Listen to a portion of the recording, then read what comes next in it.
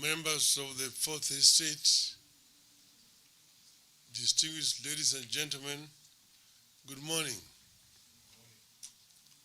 I am very delighted to have opportunity to talk to the Fourth Estate today over issues that are affecting our country and the region in general. So let me thank the leadership and members of the International Press Association of East Africa, IPEA, for honoring our request to meet today and exchange views. We meet at a time of great fluidity in Kenya and much of the region. From your incisive reporting, which we very much appreciate, it is clear you are in touch with the developments in our country and the region. I'm here today to speak to you about the ongoing tax protests in Kenya, which will continue. We will also talk about a problem we never anticipated: the unprecedented horrors of police brutality against the protesters. With the constitutional guarantee for protests, we never imagined that police would outlaw protests, confront protesters, and kill so many as is the case now. We never expected the state-sponsored genocide that is taking place. My intention, therefore, is to jumpstart a candid discussion about these developments, share our fears and perspectives, and listen to yours too. The most important discussion in our country today is the high taxes, rising cost of living, and the ensuing protests. Although the tax protests had been initiated by Azimio, it has since gone beyond the party. After the passage of the Finance Act, Kenyans have defied party, political and regional divides and united to resist punitive taxation and demand the lowering of the cost of basic commodities. That the tax burden is unbearable is no longer a party issue. It is a Kenyan issue. The response by the state to the protests has given way to something that now looks like even more ominous than the high cost of living that the protests were initially about. We are witnessing unprecedented police brutality. We are also witnessing an unprecedented phenomenon of the state resorting to armed militia to quell protests. You have visited hospitals and morgues, and you have established that police and hired gangs have shot and killed or wounded scores of people at close range. Some have been shot from the back as they fled or in a position of surrender. The shots have been aimed at the vital organs and the delicate parts of the victims, like the stomach, the spine, the heart, the chest, and the head. All the victims have been unarmed. Underscore the word unarmed. These protests were about the cost of living and excessive taxation, and they will continue as such. But we are now forced to deal with the question of policing in a supposedly democratic state like Kenya. Police being deployed to break the protests have failed to act in accordance with the Constitution and the law. First, there is no legal backing for police breaking up protests. The protests are protected by Section 37 of the Constitution. We are left wondering whether the Constitution has been suspended or the Constitution itself is a lie.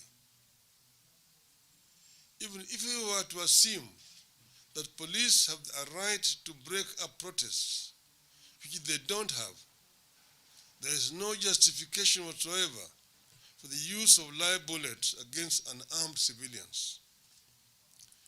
If the aim is to break up protests, then what is the justification for police to pull people out of their homes and shoot or clobber and kill them, as is happening in parts of the country, particularly in Kisumu and the slums of Nairobi?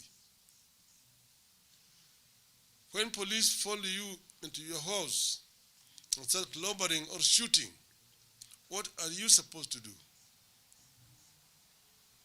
We expect security forces to carry out their duties and responsibilities with a complete impartiality and without regard to ethnicity, political persuasion, or other partisan considerations. In these protests, the police are partisan.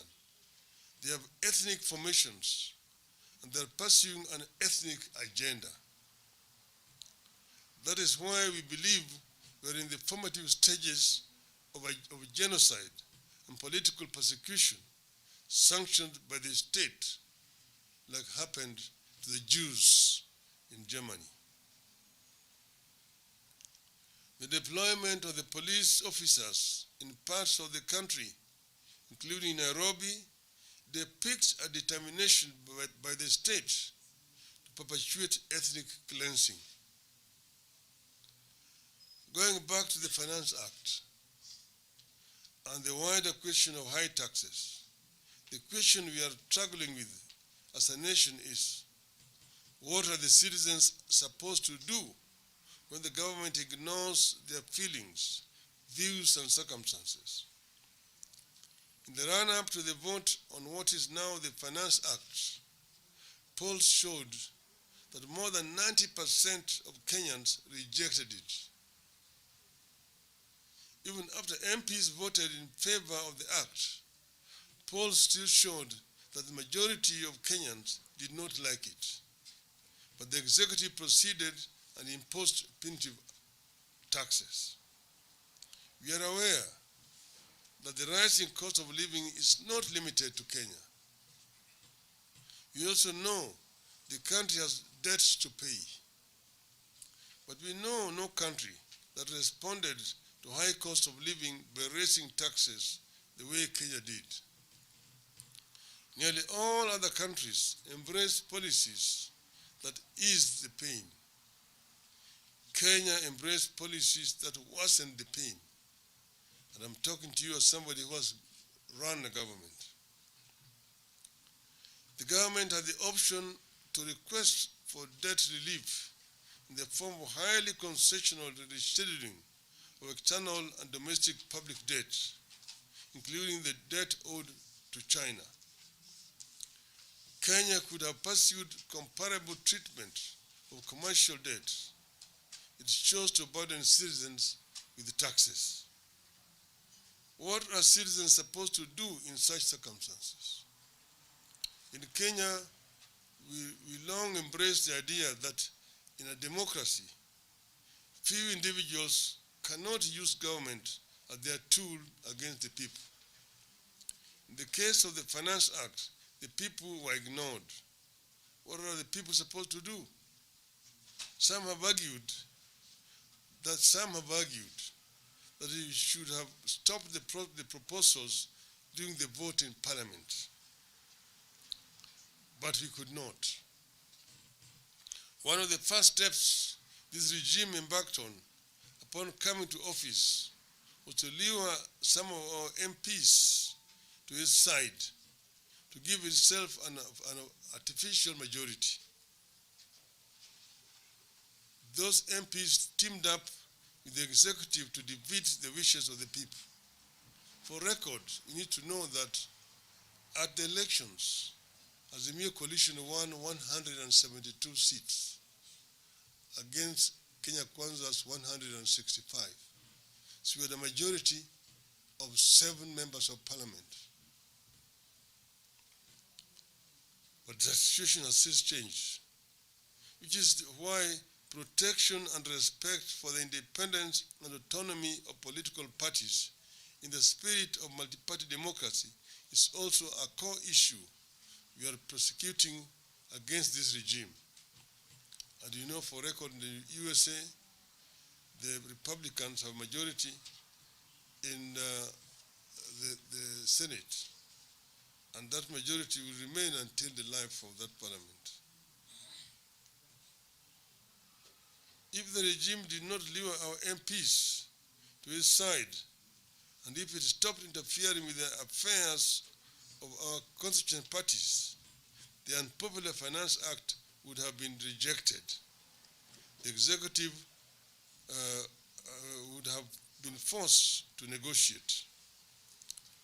We therefore resorted to the timeless principle that in a democratic country that is founded upon the sovereignty of the people, whenever the arms of government, whether the executive or the legislature or judiciary, fall into the hands of men and women who use their delegated sovereign power to oppress the people and benefit themselves, then it becomes a right and a duty of the people in pursuit of the common good and to assert their sovereignty to disobey those men and women and their laws. That is when we took refuge in Article 37 of our Constitution, which gives every person the right, peaceably and unarmed, to assemble, to demonstrate, to picket, and to present petitions to public authorities. Unfortunately, that is what the police are killing people for. People are being arrested in most uncivil way.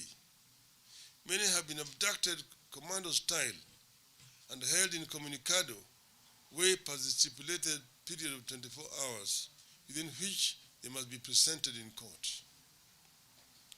Both police and hired goons are trailing, arresting, and shooting people from unmarked vehicles, and those with foreign number plates, raising the question of whether these are police or thugs. Police have also taken over the corridors of justice in our courts. They have attacked families of people seeking justice in court. Honorable Babu Owino was abducted and ferried away from court corridors after being released on bail. Police have attacked journalists and chased them from the court corridors. Protesters, including Azimio leaders, are being put under house arrest and constant surveillance and persistent threat of being arrested. If leaders, including myself, have committed a crime, the state should issue arrest warrants or ask them to present themselves to a police station. In this regard, we very much appreciate the UN Human Rights Office for calling out the Kenya police for failing to facilitate peaceful assemblies and failing the test of legality, necessity, proportionality, and non-discrimination in the use of force. Firearms should never be used to disperse protests, but police are doing so here. Which is why we are currently assembling more evidence, which we will shortly present to the International Criminal Court with an appeal to the court to open a file on state-sanctioned police atrocities in Kenya. We have also seen constant verbal attacks on President Uhuru Kenyatta, the fourth president of the Republic of Kenya, with the withdrawal of security of his mother, Mama Ngina Kenyatta, the attack on his son Jomo by uniformed people claiming to be police, and the attack and vandalization of the Kenyatta family Northland farms, and also the company of yours truly. These developments are alien to this country. As a country, we adopted an unwritten rule that for the sake of stability and dignity of our nation, we shall as much as possible let the retired president live in peace. We left President Moi and President Kibaki in peace. Appreciate the good they did and learn from their mistakes. This is pretty much the case in virtually all countries, unless a retired president is actively involved in undermining the state. The developments here are therefore very worrying. I fear for my country. I have lived in a dictatorship before. I fear a new dictatorship is taking roots here, and our work is cut out for us. We therefore see this as a time of great fluidity for Kenya and the region. If Kenya goes off the rails, it will take down with it huge chunks of the East African community, the Horn, and the Great Lakes region. We feel it is important to keep the world well informed of these developments. We need the understanding of the world in our endeavors to ensure a peaceful and prosperous future in this region. We have long prided ourselves as the buffer for democracy, the anchor state, and the biggest economy in this region. These features are under serious threat. Because of high taxes, weak currency, high cost of power, corruption, and nepotism, investors are fleeing and our currency is forever falling. Ethnic division and tensions are building up, especially after the regime declared that the country is a company limited by shares, pegged on how one voted. That policy is actually being implemented, which is why only one ethnic community is being hired to strategic positions in the public service. That's why we are prosecuting the need for inclusivity. As things stand, I fear we are marching down a very slippery path. Even on matters in which we were absolutely clear and we were seen to be providing leadership, we are beginning to fumble and send mixed signals. Take the case of climate change. Kenya has been a clear leader here, investing in clean green growth and raising forest cover. Now the country is busy clearing its forests, while at the same time hosting climate change negotiations and accusing the international community of failing to provide funds to mitigate climate change. On matters of critical significance to global community like the climate change, food security, and Russia-Ukraine war, we have become entirely transactional. No ideology, no policy, just transactions. As a country, we are paying a steep price for the Russia-Ukraine war. When Russia invaded Ukraine, Kenya took a principled stand at the UN that won international applause. We supported multilateralism against unilateralism. We rejected expansionist tendencies and the use of force in settling disputes. We also rejected any new forms of domination and oppression. That clarity no longer exists. Today, we act with little regard for multilateralism and global opinion. We are in Belarus, Russia, Iran, and the Middle East. That is hardly a way to run a country. We know where all these knee-jerk reactions and the reincarnation of dictatorship is coming from. You have a regime that suffers legitimacy deficit. We believe the current administration rigged itself into power and does not enjoy popular mandate. To put this matter of legitimacy to rest, we have been pushing for the complete audit of the 2022 elections. As a party, we believe the machinations that sneaked Kenya Kwanza into power are the reason behind the regime's determination to single-handedly reconstitute the Independent Electoral Boundaries Commission, IEBC, an attempt we are vehemently opposed to. We believe that in the absence of a professional audit of the 2022 elections and a bipartisan reconstitution of the IEBC, the results of the 2027 elections is a foregone conclusion. This is the struggle we are currently engaged in as a party. It is the struggle we wish the world to understand us clearly on.